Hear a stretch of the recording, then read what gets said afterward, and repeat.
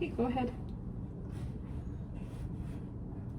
Today we're making a quick video to show you the process of how to bottle your kombucha for the secondary ferment in order to get extra flavors in there if you wanted to, and also bubbles. Do you like kombucha, Jonas? Yes. Stay tuned. Okay, so first things first, how do you know if your kombucha is ready? It's kind of one of those personal preference sort of ambiguous things because everyone likes their kombucha to taste a certain way or to taste differently than the other. So basically you kind of need to start tasting your brew, your primary ferment, throughout the process. So you can see the date here, 5/5. So on May 5th, I started this batch. Today is the 19th. And I tasted it about 3 or 4 days, maybe 4 days ago, and it was getting there. Tasted it 2 days ago and it was perfect. And I just only now I'm getting around to bottling it. So kombucha does have not really a vinegary taste, but it kind of does, you know, I don't know how else to describe it. So you will want to taste it as you go. There's a couple of ways you can do that. You can take a ladle and ladle a little bit out into a cup and sip it. Some people take a straw and kind of stick it in there and siphon a little bit out and then, you know, take it out so that hopefully there's no backwash. Let's hope there's no backwash. However you do it as sanitary as possible. You should probably start testing your kombucha about 10 days after, depending on the temperature of your house and everything like that, about 10 days into the brewing, especially in the warmer months. I think that probably you could start tasting it by then. And then when you are taking out, if it's not quite ready, just leave it. Don't be surprised if the SCOBY that's formed on top, if there has been one that formed on top, starts to sink after. That happened when I sampled this 4 days ago, the SCOBY sank, and then a new one already started to form. So there you go. That's how you know you need to start testing for doneness early on and just wait and see. All right. Let's do a quick run through of all of the ingredients and equipment that we are going to need for this. First of all, swing top bottles. I spoke about this briefly in my last video if you watched it. These are Grolsch beer bottles that I picked up at the bottle depot that we've sanitized. They've got a nice rubber seal and they seal very, very tightly. It's like a two-hand job. And this will help the bubbles form really nicely. And these are actually, they don't look like much bigger than regular bottles, but maybe they are. Like, I feel like this is definitely more than one serving of kombucha than you would normally get. A nice size measuring cup, glass measuring cup that helps to portion out the kombucha with a funnel. Your kombucha, of course, and if you're planning on adding any fruit or juice or anything like that to your kombucha during the secondary ferment, you'll want to have that ready at hand as well. All right, let's get going. Okay, so first things first, with clean hands, or if you have like silicone tongs or something like that. I lost mine, so I've washed my hands, they're nice and clean. I'm going to reach in. I'm actually going to grab out some little tiny thin SCOBY that just formed over the last couple of days. I'm going to reach in and grab out these SCOBYs.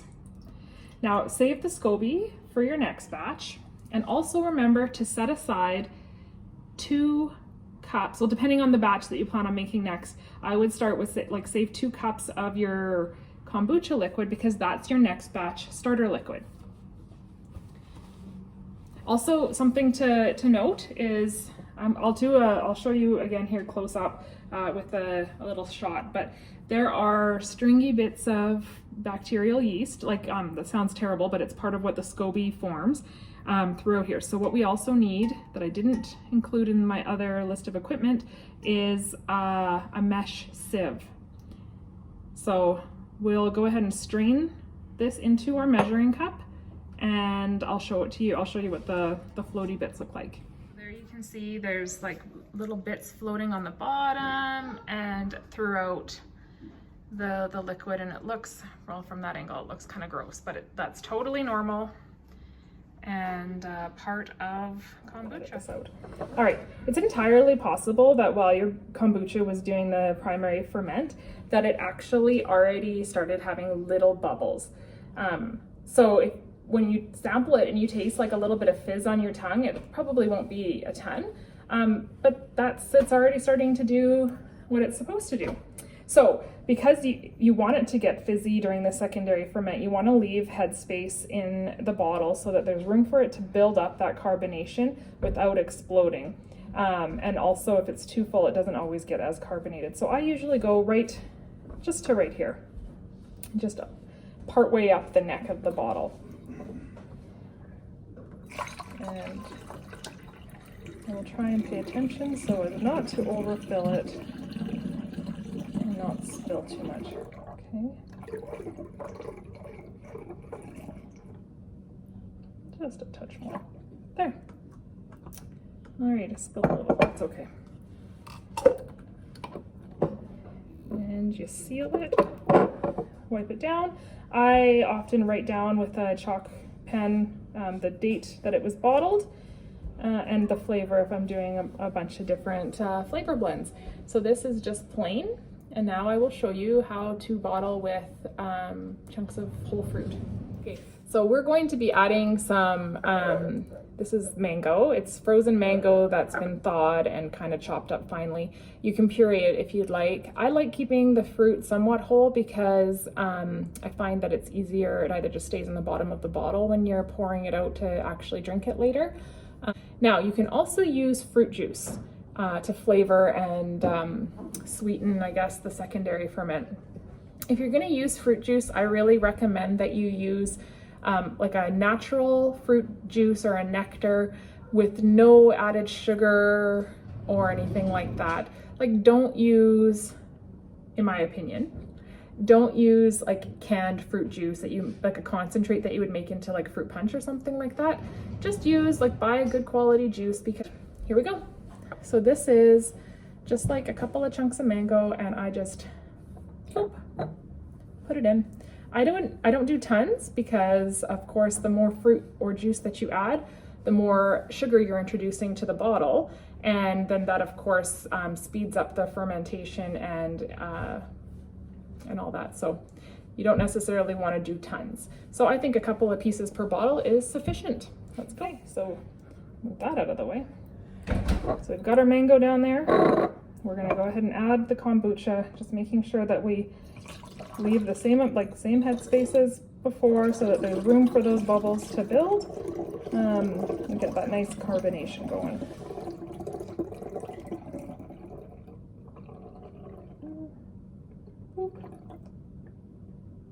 That's good. All right. I am going to repeat these processes either with the flavored or unflavored for the next few bottles until we use up our stuff that we've brewed this time, and then I will come back and show you exactly. All right, we have got our kombucha all bottled up. Some of them have fresh fruit or frozen thawed fruit in them. This is mango, and they're all sealed and ready to go. I got 5 full bottles. I had enough kombucha to do a little bit more. It would have been like 5.5 bottles, but I chose to keep extra for my next batch because I just don't like having a half bottle just sitting there. That's my dog. So anyways, we've got our bottles. You're gonna leave them. I have them sitting on a tea towel on my counter, and we're going to leave them on the counter like this at room temperature for about 5 to 7 days so that the secondary ferment can happen. You'll want to check them every day though, especially right now if it's a warmer temperature where you are, because it will ferment faster in warmer temperatures. So how and when you test it every day, you want to check and see what the kind of bubbles are forming. Actually, like, this is freshly bottled and there's already bubbles, tiny little bubbles forming. So what I do usually is I'll do a quick tip, and then I'll see the little bottle, the bubbles going up, and it'll give you a good idea. And then with this, if that's looks like it's getting pretty fizzy, with a second bottle, I will actually open it very, very carefully and slowly to see how much fizz factor there is. And if it starts to be really, really fizzy, I'll stop the ferment right away by throwing the bottles in the fridge. And if it looks like it could use another day or whatever, I'll leave them out. So that being said, when the secondary ferment is completed, how do you slow stop the process, and how do you know it's ready? What do you do? How do you store it? So you want to store it in a cold place. So if you have a beer fridge or room in your fridge, definitely put it in the fridge. That will slow down considerably, basically halt the fermentation process, and so then it won't explode on you. And otherwise, if you don't have a fridge, you'll want to be drinking this really quick, and just keep it in a cool, dark place. But I wouldn't recommend doing that. I recommend storing in the fridge. Plus, it tastes better when it's nice and ice cold. All right, so that's that. That is how you ferment. Do the secondary ferment on kombucha. So Jonas, what's your favorite kind of kombucha? Well, I kind of like regular kombucha because I just like the flavor. Yeah? Because, I like the normal because, I like lots of kind of kombucha. Yeah? If it's, not homemade, I still like it. But the right answer is you like Mom's kombucha best, right? Yeah.